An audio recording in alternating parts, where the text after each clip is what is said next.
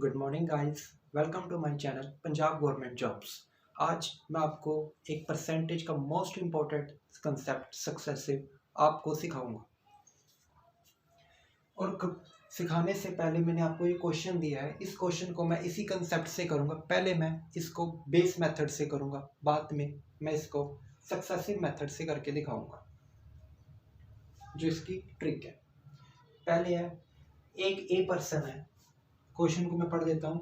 एक a person है जिसकी सैलरी 10% इंक्रीज हो गई। बाद में जितनी उसकी सैलरी थी उसका 10% घट गई। अब उसकी परसेंटेज का नेट परसेंटेज क्या हुआ है? मान लो ए पर्सन है, उसकी सैलरी है 100। ये बेस मेथड है।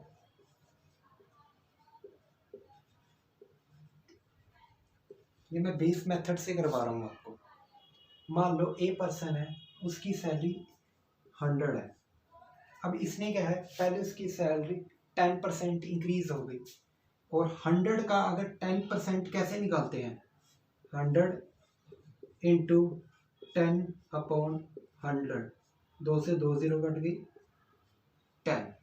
मतलब पहले उसकी सैलरी 100 थी, बाद में उसकी 10% सैलरी इंक्रीज हो गई। मान ली उसकी 10 सैलरी 10 रुपये बढ़ गई। ठीक है, अब उसकी सैलरी कितनी हो गई? 110 रुपये। अब कंपनी ने कहा अब उसकी सैलरी 10% कम हो गई। पहले उसकी सैलरी अब कितनी होगी? 110 का अब हम 10% करेंगे। जितनी थी पहले उसकी सैलरी, कंपनी ने कितनी बढ़ा दी? 110 कर दी। अब इसी सैलरी का 10% कम हो गई। यहाँ पे मैंने कहा 10% कम हो गई।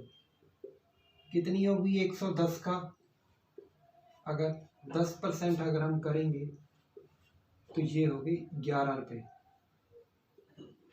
अब इसकी सैलरी 11 रुपये। अगर 110 में से हम 11 माइनस करेंगे तो यानी बचती है अब 99। अब क्वेश्चन है, find the net percentage in the salary. अब नेट पहले वाली सैलरी और अब वाली सैलरी में कितने परसेंटेज का फर्क है? पहले वाली सैलरी थी हमारी 100, अब हमारी सैलरी है 99, यानी एक का गैप।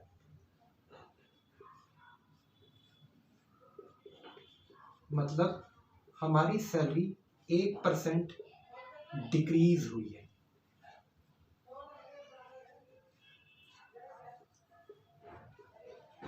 ठीक है, अब मैं इसी मेथड को सक्सेसिव से आपको करके दिखाऊंगा। ये था हमारा बेस मेथड, ये था हमारा बेस मेथड जो नॉर्मल मेथड से आप करते हो। अभी इसी मेथड की एक ट्रिक भी है जो मैं आपको बता रहा हूँ।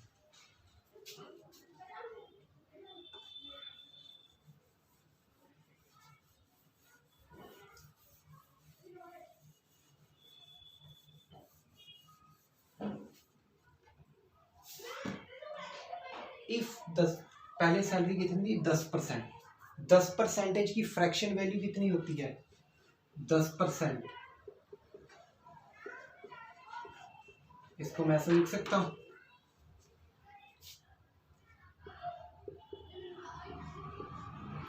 गाइस, ये होती है इनिशियल वैल्यू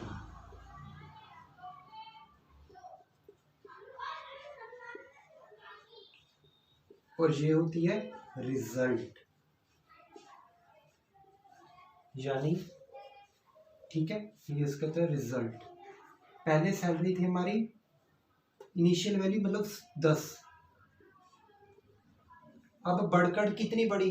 10% डिक्रीज हो गई। पहले 10 था, 10 का 10% बढ़ गई। पहले 10 थी, कितनी बढ़ गई? ये रिजल्ट मतलब कितनी बढ़ गई, कितना इंक्रीज या डिक्रीज हुआ।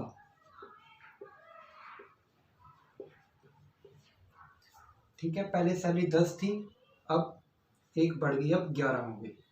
अब उसने क्या कहा है, अभी उसी सैलरी का 10% घट गई।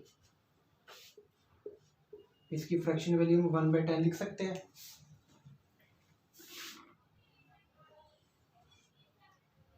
ठीक है, 10 थी, अब सैलरी कितनी हो गई, एक कम हो गई, अब 10 थी 9 हो। अब हम इसको मल्टीप्लाई कर देते हैं, 199, सैलरी कम हो रही है, 1/, ये बेस ओरिजिनल वैल्यू होती है, ये ओरिजिनल वैल्यू है,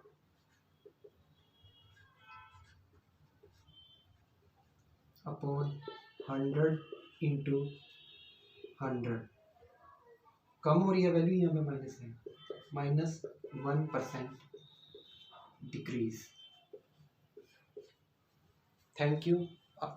उम्मीद करता हूँ आपको ये मेथड आपको समझ आया होगा। Thank you.